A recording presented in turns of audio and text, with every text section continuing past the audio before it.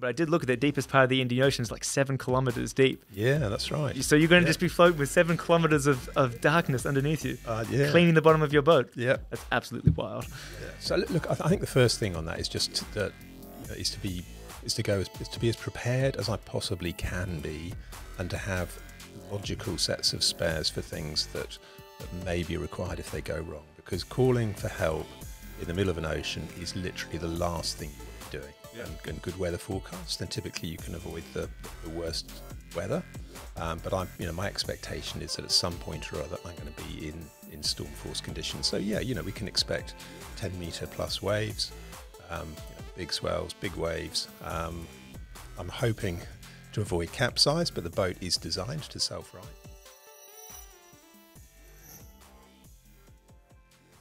Welcome back to the Strength Institute podcast, everybody. Today we have a very interesting podcast and a very interesting guest.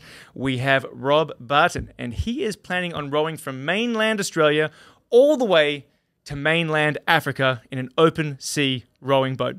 So we'll get straight into it. Very excited for this one. Rob, thank you for coming onto the podcast. Well, thank you very much for the invite. Yeah. I guess I just want to start right at the start. What is this project? What's it all about? Has it been done before? Give us a little bit of information. Yeah, okay. So, well, first of all, it's never been done before. There have been 7 solo crossings of the Indian Ocean, all of them ending up in Mauritius, Reunion, the Seychelles and Madagascar, but nobody yet has rowed non-stop to mainland Africa. Okay. So it's going to be a first. Oh, that's pretty exciting. Yeah, very. And so that sort of says, what you're planning on doing. It's the first time, only seven ever, but not the full coast to mainland. 7 ever solo crossings. One person stopped in Madagascar and then the next year rowed on to Mozambique. Okay. But nobody has ever gone non-stop to mainland Africa. And do you know from these 7 that have happened before, have they all been solo people? Have they been teams? How's that worked out? Yeah, sorry, that's 7 solos. 7 solos. There have been, I don't know how many, but there have been a number of other crossings. I think there's might be 40 odd. Okay. In pairs, quads. Right, but in terms of individuals, just the 7 and not to mainland Africa. That's right. Okay, perfect. Yeah. Can you tell us a little bit about yourself, your background, your business, so people get an idea about who you are? Yeah, sure. Yeah. So, I guess start with, I am 59 this year. 59 this November. I checked this before you came on. Yeah. Right, yeah. So no longer a spring chicken, but look, I've only really I've been sailing all my life. I've come from a sailing family. I've always been sort of at home on the ocean, but rowing for me is new. I moved to Australia from the UK about 10 years ago. Joined the surf club when I got here. Initially just doing water safety with the kids, and then when they got a bit older, then I moved into a bit of participation. So I've been doing surf ski paddling now for the last 5 years or so, and board paddling. Just recently competed at the Masters, right? Masters for Mullaloo Surf Lifesaving Club, which you are wearing the shirt of today. I am, yeah, that's right. Yeah. I didn't do very well this year. I was a bit disappointed, to be honest, but that could be something to do with carrying an extra 20 odd kilos. Well, that might be my fault, but we'll talk about that a little bit later in the podcast. Okay. So, all right. So, why? I guess the big question is, why did you decide to? What's the cause of this? Like, why are you rowing from Australia all the way to Africa? Now, I've read the pamphlet, so I know why, but the people listening might not know why. Okay, so when I first looked, basically I was looking to do some kind of adventure. I didn't know what, and I went down some rabbit hole on YouTube, as you do. I come from a sailing family. My grandpa, he crossed the Atlantic back in 1950 in a little 25-foot boat. My dad sailed did a Pacific crossing in a sailing canoe. And then he sailed around the world with my mum, sort of spent years doing that. So I come from a sailing family, and I was looking for something to do, but sailing wasn't really ticking the boxes because kind of family-wise it had been done before. And I went down this rabbit hole on YouTube and came across this young lady, Sarah Ooten, who crossed to Mauritius when she was only 24 back, I think it was in 2007. And initially I thought, that's it, that's what I want to do. And I started investigating, and the more I looked into it, I basically discovered that at that point that nobody had actually been all the way to mainland Africa. So I thought, well, if I'm going to do this, I might as well do something that no one's done before. Let's step it up a notch. Yeah. Let's go for the full Monty, as they say. Right. Yeah. But there is a cause behind it as well. There is. That's right. And I mean, this was probably about 3 years ago I decided to do this. But then 2 years ago, almost to the day, my daughter Jess, she, unknown to me, I mean, I feel I'm quite close to Jess, but unknown to me, she was actually suffering from depression, and she attempted to take her own life. And I'm obviously, very pleased to say that she wasn't successful in that. But I guess off the back of that, I realised that there was very little that I knew about mental health. And Jess has really sort of helped me learn about mental health issues, and I've become better educated. And in part of that journey, I came across a charity, Zero to Hero. And Zero to Hero they provide education. They go into schools. They provide lots of mental health education to kids, adolescents, teenagers, and their focus is really on prevention. And I just really sort of clicked with that charity and their cause, and thought, what a wonderful thing to do it for. So so I'm looking to raise $300,000 for Zero to Hero as part of this row. So a long way to go. I'm up to about 5,000 at the moment. So so a fairly long way to go. Right. But definitely for a good cause. And I think particularly in today's landscape, lots of mental health issues floating around. Yep. So obviously an organisation that's, taking a serious look at how to prevent, especially, is it for everyone or for youth primarily going into schools? Yeah, no, it's for youth. Yeah. So teenagers and, well, I think actually they do pre-teenagers as well. I think they go into primary schools as well. Yeah. But the main focus is around teenagers. Yeah. And teenagers are not good at talking to parents, as anyone with teenagers will know. And even when you're close to your kids, and I thought I was really close to Jess, but she just, kids don't really, and particularly if they're suffering from depression, which I didn't even recognise. She was always very cheerful on the outside. You always ask her how she was. It was always, she was very smiley. Just a lovely girl, and I just didn't recognise the signs. Yeah. But kids do talk more to their friends, and Zero to Hero is more about education around helping kids to talk to other kids and look for signs, if you like, and just to be more aware, and also for those that are suffering, just to help them feel comfortable bringing it out into the open. Yeah. And I think that's I have to say I was fairly dismissive of people with mental health issues prior to my experience, which is not good. But I just really didn't have any experience of it, and I wasn't very sympathetic to it at all. And I've certainly learnt a lot in the last couple of years, and have a much better understanding. So definitely a good cause. I think plenty of people can be right on board with that. And I will, in the description of this video, if you're watching on YouTube or on Facebook, I'll put a link to the fundraising page for that. I'll also have some details of Rob's on there as well, because I think he is looking for personal sponsors for the actual boat. And we'll tuck into the sponsorship in a little bit as well. Sure. And I believe your business is doing a fair bit of the backing of this at the moment. It is at the moment, yeah. I guess we'll be filling the gap. So I'm really looking for as much sponsorship as I possibly can. Yeah. But yeah, Strawberry Finance. I'm a mortgage broker. Strawberry Finance is my business. Yeah, one of the benefits, I guess, of being a business owner is that you can look to the business to fill any sponsorship gaps. Yep. And hopefully we'll generate some businesses from it as a result of that as well. Yeah. And help to pay for the sponsorship. Yeah. I get a question.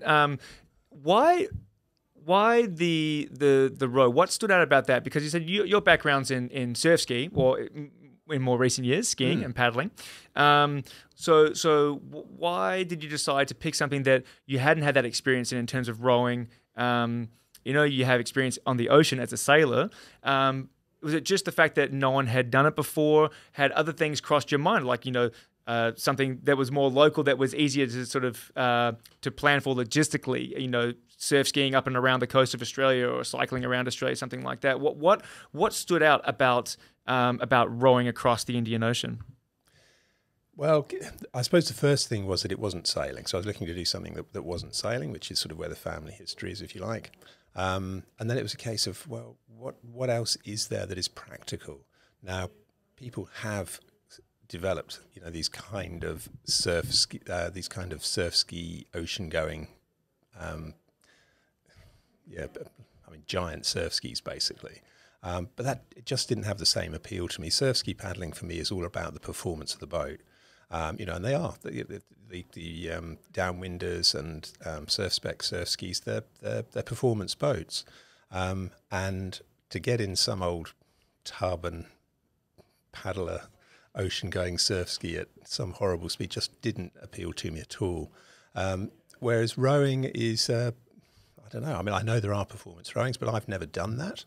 So for me, it was a case of finding something that I was comfortable in, and an ocean rowing boat just struck me as being a good vessel to go in. Yeah.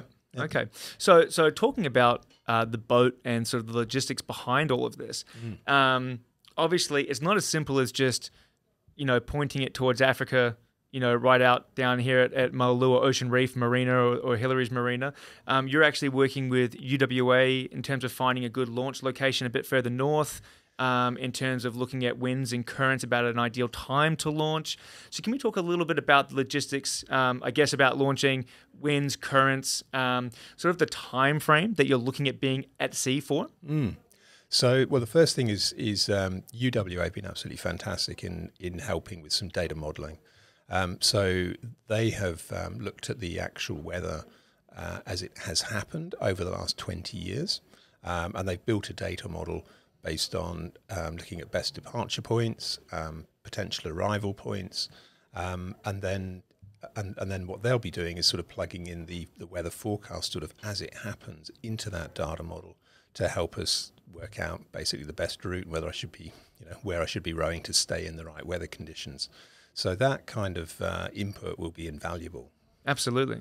And is that sort of live information that they'll be feeding you as you're at sea? Yeah, that's right. Yeah. So initially, the whole model will be based on theoretical best time to go and so on. Yeah. But then we'll pick up the forecasts and plug that in as well. And you had mentioned that it was going to be sort of further up north, the launching point. Have they sort of pinned a rough idea about where you'll be launching your boat from? Yeah. So they've actually come up with some optimal departure times based on different departure points. So we've looked at departing from here basically, so from Ocean Reef, as well as Geraldton, Carnarvon, Calbarry. So they've sort of plugged in a whole load of different departure points and then worked out arrival times at the other end. And basically, the further north you go, the within reason, the quicker it is to get there. Yeah.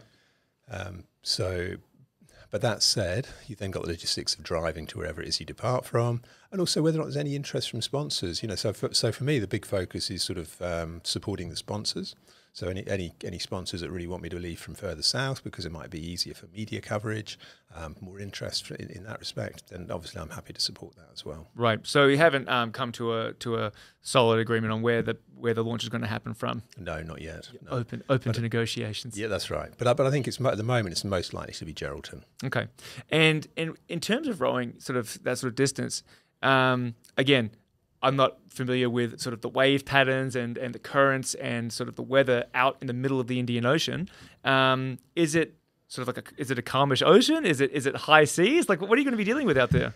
Yeah, look, I mean, when you spend, and this is going to be best part of a 5, 6, possibly even a 7-month crossing. I'm hoping it'll be 5 months, favourable winds.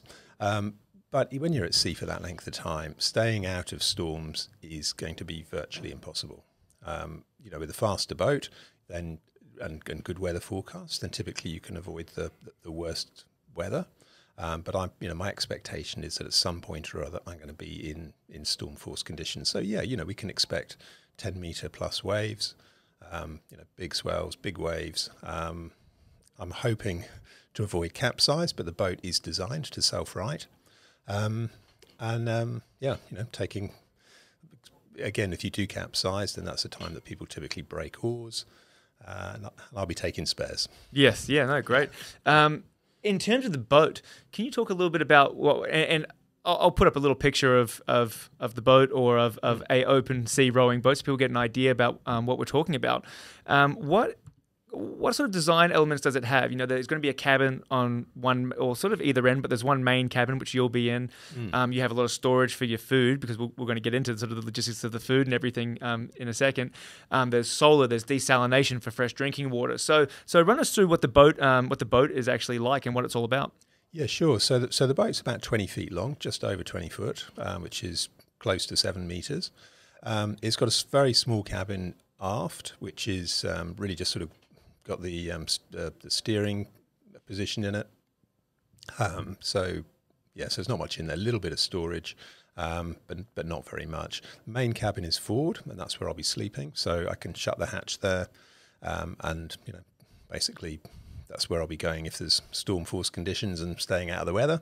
And then there's a big rowing deck in the middle. Now this boat was actually designed for 2 people to row, but because of the length of the journey I'm going on, I need a boat of this size to carry all the food and so on. Inside that forward cabin, I've got a water maker, so a desalination plant which works on reverse osmosis. So that'll make about 20 litres an hour. And that's solar powered? That's solar powered, that's right. Yep. Now I've also got, if the batteries and electrics go, I've got a hand powered one as well, which will make about 5 litres an hour. And I'll be drinking best part of 10 litres a day.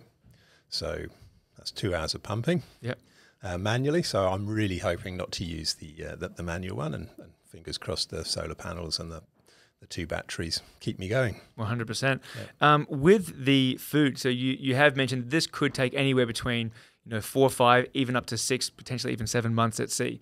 So food, obviously, you need to be able to store it. It needs to be an appropriate size. It's a 20-foot, almost 7-meter long boat, but 6 months of food is a lot of food. And for those sort of listening or watching, it's not just your standard 3 meals a day, guys. It's not your standard 2,000 calories a day. How many calories are you going to be eating per day? How much food have you got stored for this trip? Yeah, so it's all dehydrated food first off. And there's about 4,000 calories, 4,500 calories of normal type, well, I say normal, but, meals, and then another 1,500 calories a day of snacks. So 6,000 calories a day. Yeah. And that gives you a little bit of leeway. If you think the quest is going to take a little bit longer, you can sort of start to ration that out a little bit. That's right, because I'm taking 180 days worth of food. Yeah. So if it starts looking like it's going to take me longer, then I can start rationing of myself for the last month or so. Right. So aiming for 6,000 calories a day. This is a lot of calories. It is. And for someone like yourself that has a background in, let's say like fitness, like when you compete, it's in surf ski, you have to be active and fit and not carry a lot of extra weight. When you first walked into the gym, you were about 75, 76 kilos. Yeah. And I think we both came to the agreement that you said, you're going to be increasing your weight. And I was throwing out some numbers that you weren't particularly happy with. That's right. I was saying, 90. There's no way I'm going to get to 90. Now you're at 95 kilos. I'm at 97. 97. That's what I'm talking about, Rob. Yeah. All right. That's what I'm talking about. With the goal of going over 100 kilos before you leave. So you're basically taking a third of your body weight, of your original body weight, and adding it to yourself, which is super important because, you need to be eating 6,000 calories per day. And you figure that out because you're going to be rowing for about 10 hours per day, right? Or more even. Well, there's a 15-hour rowing window, so the other time I'll be sleeping. Yeah.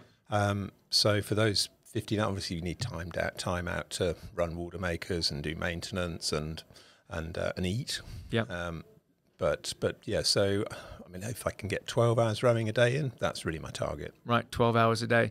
So 12 hours a day, 6,000 calories. So you've been eating a lot of calories to try to increase your weight.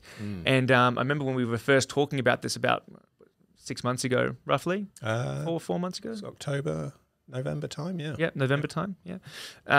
So when you first came in and you were in your sort of mid to high 70s, and we're looking at increasing the calories there, that was sort of a hard task just in itself because you're not used to eating that sort of food. So what's your diet been like recently? And how have you found the weight gain? How do you feel physically? And, how have you felt like your body's handled adding all this extra weight? To be honest, I've struggled. I'm not comfortable eating that much and carrying this extra weight. I'm also finding quite hard. I'm actually finding that, I'm out of breath just going for a walk, which I guess makes sense. If my previous weight, if I was carrying around 20 kilo weights all the time everywhere I went, I would be out of breath. I'd be out of breath. Yeah.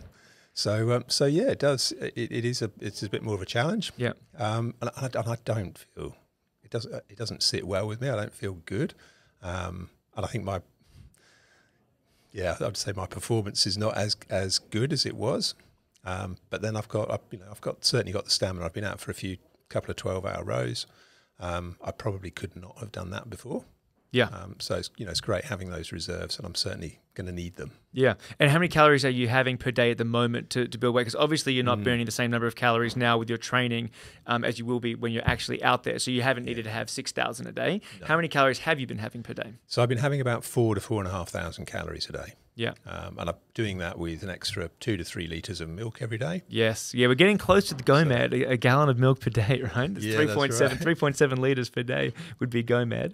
Is that right? Yeah. Well, maybe I'll be achieving that soon. Yeah. Because I'm not far off that. Full fat milk, of course, right? Of course. Yes, yeah. It has to be full fat milk.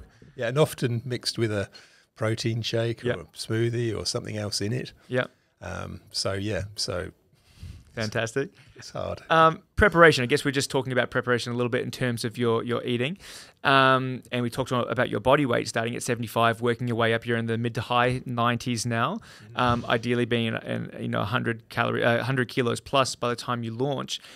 Just because, if you struggle to get 6,000 calories in per day and the weight comes down, or if you have to ration it out, you actually have tissue there to metabolize, which is really important.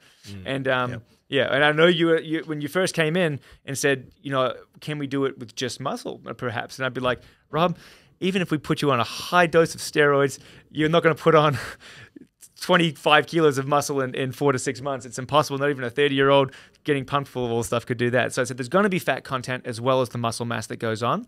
But to be honest, it doesn't look like you've not blown out into a sumo, Rob. Like, Rob's been training here at the gym. He's doing some weights at home as well, in addition to his conditioning work. And the strength level has actually gone up quite a lot, which is great to see. I know you said that at the start you're a little bit almost not self-conscious, but you're definitely aware of the extra fat that was getting stored around the tummy.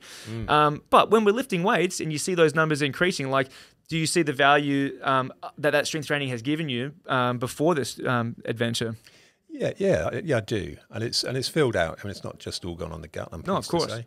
So I've filled out pretty much all over. Fat face, fat. Hardly. People watching here are gonna be like, he's not got a fat face. Well, it's going on all over. Let's put it that way. Yeah. All right. So lots of food. We're hitting the weights. You're trying to put on that lean mass. What about sort of conditioning? So what have you been doing? Because again, with winds and currents, you can't just jump into the sea boat and just take off all day, every day. There has to be the sort of right conditions for it. So what have you been supplementing into your conditioning training to sort of prepare yourself for, being active for these long periods of time? Yeah, so through the winter, I was doing a lot of rowing on the erg, so indoor rowing, which was, typically 2 to 4 hour sessions. I was doing some rowing I've got a coastal rowing boat, so I was doing some training in that, sort of 2 to 4 hour sessions in that at the weekend. Yeah. And now basically through the summer, I've pretty much dropped the rowing because I've been doing too much surf ski paddling and board paddling and which is really what I enjoy. That's much more of my passion, I would say. And I managed to get into some long rowing trips as well. So a few long rows. So with the boat, we touched on it has some solar that runs sort of, desal. What sort of things are you taking with yourself to be in contact with the UWA crew to help with course correction? Can people sort of track your progress along the way? What are sort of like apart from, your food and water, what are some of the vital things that you're going to be taking along with you on this trip? Yeah, so Satcoms I will have. At the moment, we're still trying to identify a suitable sponsor for that. So that's a little bit open. If I don't get sponsorship for the Satcoms, then I'll be taking the base entry level of Satcoms that you can get, which is so the least expensive option. But that will restrict what I can send back by way of videos and just sort of updates generally. But I will at least be able to have daily, brief daily calls and text messaging with support. So I've got an operations manager, Neil, who has been helping me throughout, and will be helping me and will be my daily point of contact whilst I'm at sea. Yeah, right. What about, are you able to sort of contact your family as well, or are you just going to be contacting sort of UWA and your manager here, Neil? Yeah, well, again, it depends on the level of support that I get on the sponsorship side. Right. So, is it quite expensive for sat communications? Yeah, Satcoms are just ferociously expensive. Right. So, the very basic level is a couple $100 a month for something that doesn't even get. Well, it's like your dial-up internet was 20 or 30 years ago.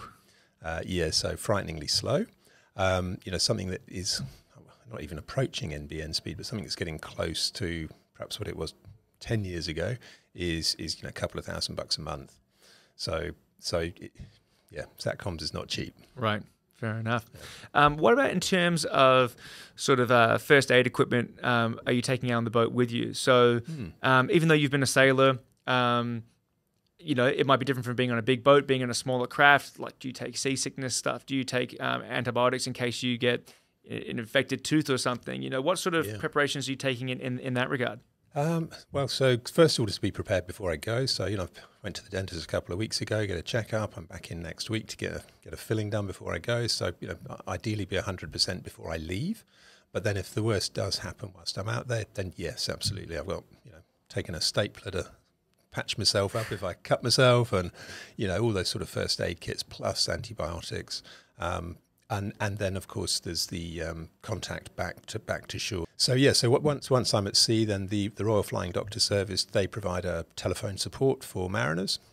So I'd be calling them in the worst case to get advice as to which of the antibiotics that I should take for whatever ailment I might be struggling from at that particular time. Yeah. But hopefully I'll have all of all of that medication and never need to use it. Right. Yep. I wanted to talk a little bit about sort of unforeseen things, right? We just touched on sort of illness that could happen. You have storms. You said yourself you might be going into some storms at certain points. Just breakdowns in general. You have riggers and all sorts of issues that might happen.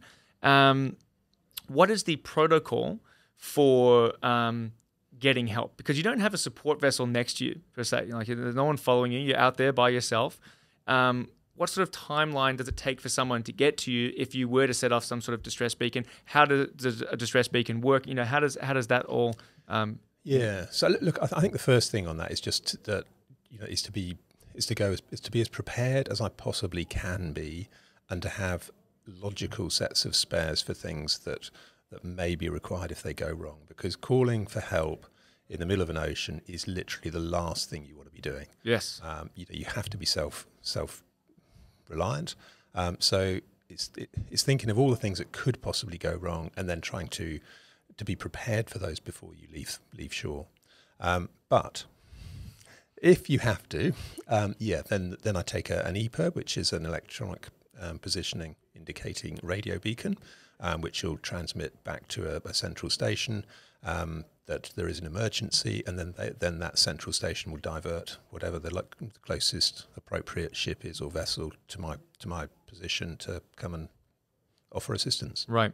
And are you taking like some sort of inflatable craft if there was, a worst case scenario, a sinkage of the actual rowing boat? Yep. So I'll be taking a life raft as well. And survival suit, and so all sorts of safety kit as well. But look, and the other thing as well is the most likely disaster for solo people at sea is falling over and basically losing their craft. So if you go overboard, so basically the number one rule for any solo sailor or rower or whatever they are is to be permanently attached to their vessel. So it's always some sort of tether, always wearing safety harnesses, right, or a tether of some sort. So that makes sense. So if you were to fall off and it starts to drift away and you can't catch up to it, right. Yeah, once you're over the side, if there's the remotest bit of wind, then the boat will move faster than you can swim. Yeah, because you talked about it to me before in the gym that there is a you call it, is it a sea anchor, the parachute type of That's right. apparatus? So how does that work? So in the event of a storm, if you're starting to get into waves that are breaking, the key thing with big waves, I mean, if it's going in the right direction, it's great. You can be surfing down them and really having a lot of fun. But if you're going so fast down a wave and you then go sideways because you're losing control of the vessel, if the waves are that steep, then you go sideways onto the wave, which is basically when you're broaching, and the wave can then roll you over and capsize, and that's when you do a lot of damage. If you're on deck, you can damage yourself as well, getting knocked around on the boat. So to avoid that, when the sea conditions look like they're getting that kind of bad, then you would chuck out a sea anchor, and that, as you say, is a 9-foot parachute that opens up under the water, 100 meters of nylon line, so a nice bit of, not quite a bungee, but there's a good bit of stretch in nylon, and then that will hold the boat nose, bow into the big waves, and then you won't be going sideways. So that's the best way to sort of weather out a big storm, is to sit nose into it. Right. Yeah. What about mental preparation? So, you're going to be at sea by yourself for months on end. Are you good by yourself? Have you taken a trip camping for 2 weeks out in some place remote to sort of to get used to the idea that no one's around? How do you think you'll cope mentally not having someone sort of there or be around, or to be able to just reach out and talk to someone if you wanted to?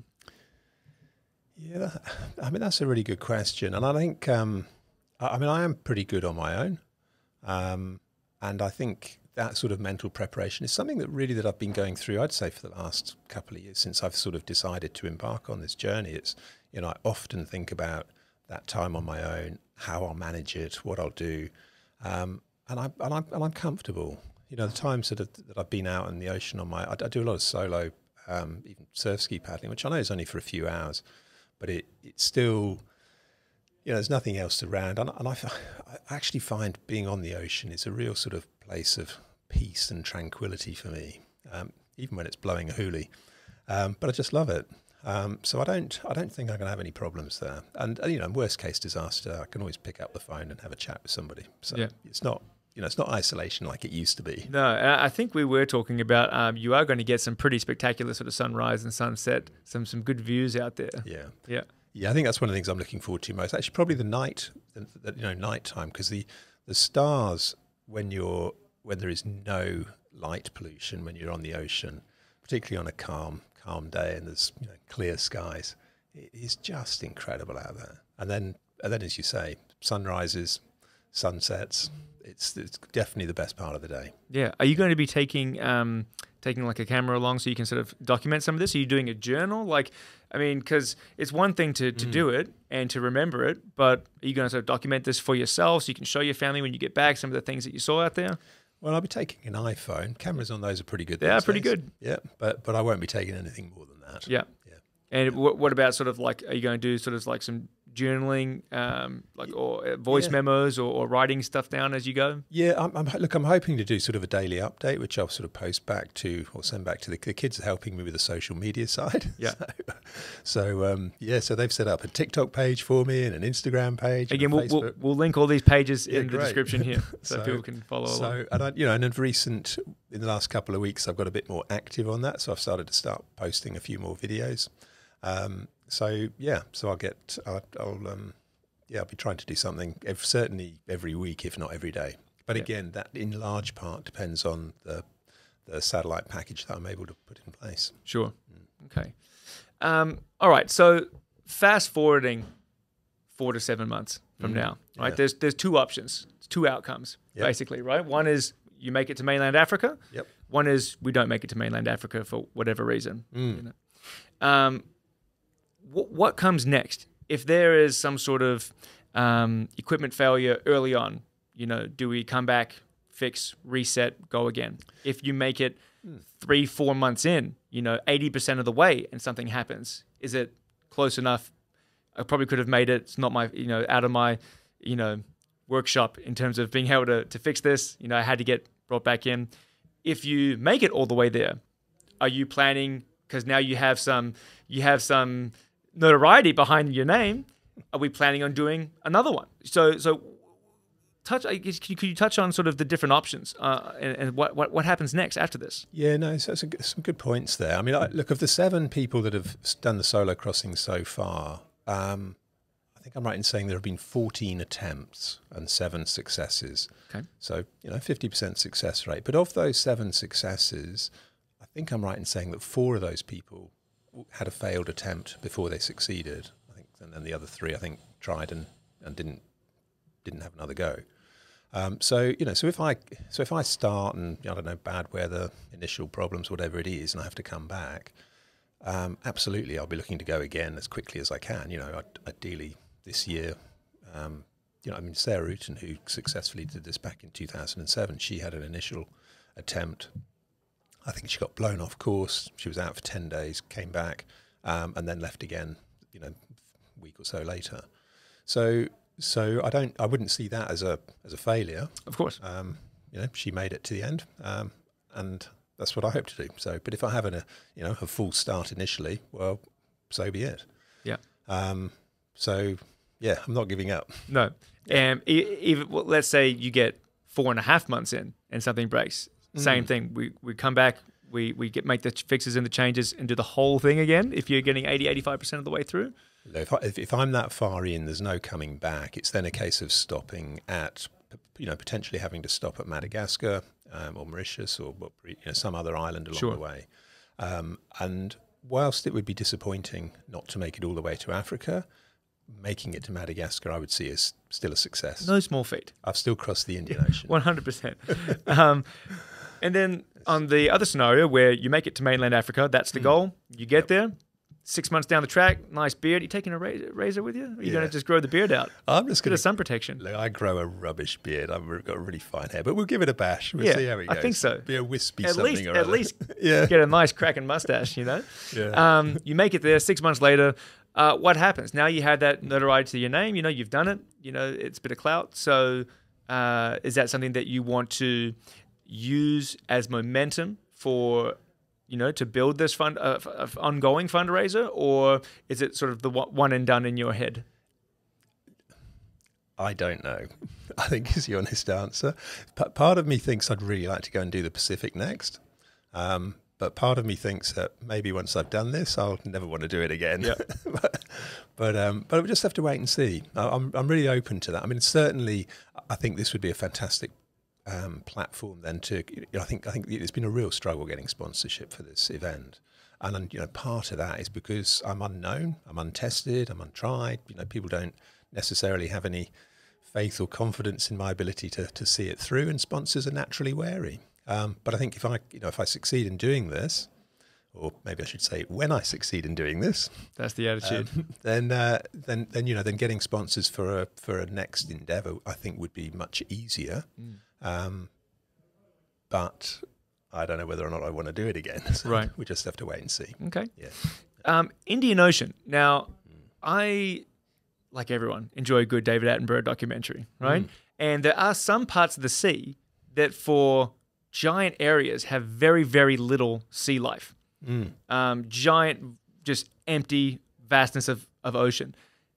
When I was trying to do a little bit of Googling on the Indian Ocean, it didn't seem like there was... It seemed like there was more life in the Indian Ocean. So do you know, are there going to be whales out there, some giant sharks? Like, what are we expecting to see wildlife-wise? Well, look, from what I've read, there's a fair bit, either end at close to the coastline, but the bit in the middle, I think there is a migratory route for sharks, but I don't know if they're just that much, they go at a much deeper level, but from what I've heard, people don't see a lot once they get past the continental shelf, and same at the arrival point. So they don't see a lot in the middle. Yeah. Whereas Atlantic Ocean, people see, loads of dolphins, whales, all sorts along the way. Right. But so Indian Ocean a bit more relaxed in the middle. Yeah, I think so. To the point where if you were feeling real hot, you'd jump overboard, have a quick wash, and jump back in, or?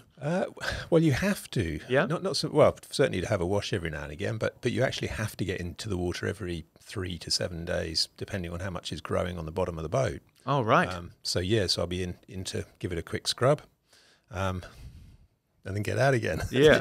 Well, and I don't know along the route that you were taking, but I did look at the deepest part of the Indian Ocean is like 7 kilometers deep. Yeah, that's right. So you're going to just be floating with 7 kilometers of darkness underneath you, cleaning the bottom of your boat. Yeah. That's absolutely wild. Yeah. Yeah, I think those first few times you jump in, it's a bit sort of not sure about this. Yeah. But I think you just get used to it. Yeah. Yeah. Wow. That's pretty cool. One thing that I wanted to bring up with you, and I'm not sure if you've sort of have thought about this at all. I've got a background in sort of competing through rugby and strongman and train a couple high-level athletes here. And post-competition blues is a real thing for people that compete at a high level. So you put so much time and effort into your preparation and your training and your eating, and you're manipulating how your body looks and feels, and you're exhausted sometimes, and there's financial strain and mental strain and all sorts of things.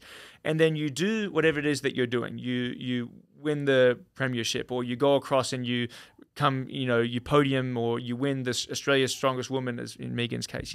When you finished it, there is definitely a lull. People can not so much get depressed, but really feel flat about things. And I was thinking it's almost ironic, because you're doing this as to raise funds for a mental health sort of group. And at the end of this, there might be some mental health implications, so for yourself. Are you aware of post-competition blues? Have you experienced it before? Is it something that you're worried about, or that you're looked into sort of handling once you finish this event? Yeah, I think a big part of it is about what's next. So I think I've got 6 months to be thinking about what's next. I've got some ideas already. I'm thinking of scaling down business-wise, work-wise, and maybe trying to do. I used to do quite a lot of yacht deliveries in my youth, and I'm thinking maybe I'll start doing the odd yacht delivery now and again. But I think having something to look forward to, some next step. Maybe it'll be rowing the Pacific. I don't know. That we'll wait and see. But having some kind of follow-up plan to do something, I think, will help with that. But you're right. I have heard of these kind of things, particularly with rowers after spending so long at sea. Yeah, it can be a bit of a downer. Right. Okay. Now, there is one question. There's one question that I promised Adrian, our other coach here, that I would ask. Okay. And my dad said, phrase it as the astronaut question, because it is a common question for these sorts of things. Is 6 months at sea, toilet paper is bulky. Yeah. Right? Yeah. What are you wiping with? How are you going to the bathroom 6 months at sea? You're not taking 6 months worth of toilet paper with you. Yeah, funny enough, somebody asked that this morning, actually. It's the astronaut question. Look, it's a very common question for these for astronauts and for open sea crossings. Yep. So, look, a bucket and chuck it is basically where it starts. But yeah, I guess it's, hang over the side of the boat, have a quick wash. Yeah. Wet wipes. Wet wipes. Biodegradable bamboo wet wipes. There you go. So, all right. Yeah, we don't want to so be... environmentally conscious. Absolutely, yeah. For the astronaut question. Yeah, so look, anything that goes over the side, it's got to be biodegradable. Yeah. But otherwise, it's, there's obviously huge amounts of packaging for all the food that I'm taking, which is just nuts. But that'll all be going in a big sack, and I'll be bringing it home. Yeah, perfect. So that's great. Yeah. So all the waste, not human waste, all the wrappers and physical waste in that regards is stored and brought back, not just dumped over the side. No, fantastic. No. So only the baby wipes. Only the biodegradable bamboo baby wipes. Everyone, right. There you go. That answers to the astronaut question. Yeah, perfect. Okay. Is there anything that I've missed that you want to talk about while you're here? Wow, there is just so much. I guess there's always that plea to go out to any potential sponsors to reach out to me. There's still a chance to get your name on the boat. Yep. Come up with some cash, and of course to anyone who'd like to donate to the charity. There's the link, as you say, hopefully on this podcast. Yep. So yeah, please jump on that. And for anyone who'd like to follow me, it's Rob's Row on Instagram and Facebook, and I think TikTok as well. So yeah, jump on one of those channels and please follow. Perfect. So we're going to in the description, we're going to put the link to Rob's Row, TikTok, Instagram, Facebook. We're going to put a link to Zero to Hero, which is the group that you're raising funds for. Yep. And from this, and we'll also put your email in case people want to get in touch with you for sponsorship options. Fantastic. Yeah, that covers everything. Yep, great. Perfect. Yep. Awesome. Well, I think it's exciting. It's definitely a big adventure to be going on. A lot of preparation has gone in, which is great and necessary for such an adventure. But I'm really excited to see how this all pans out. I don't think we actually mentioned when you're leaving. So sometime in the next 4 to 6 weeks potentially. Probably 5 to 7 weeks. 5 to 7 weeks. So certainly from about the 20th of April onwards. Yeah. Excellent. Yeah. So people can follow along, I guess, on the Rob's Row Facebook page, Instagram, to get more information on when the takeoff date sort of gets closer. Yes. Yep, absolutely. Fantastic. Yeah. Awesome. Well, thank you again for coming on. I hope that everyone enjoyed that. And, if you are interested to follow along, all those bits of information will be in our description. But yeah, I think it's great. So thank you very much. And we'll see you next time on the Strength Institute podcast. Cheers, Rob. Thank you very much. It's great. Thanks.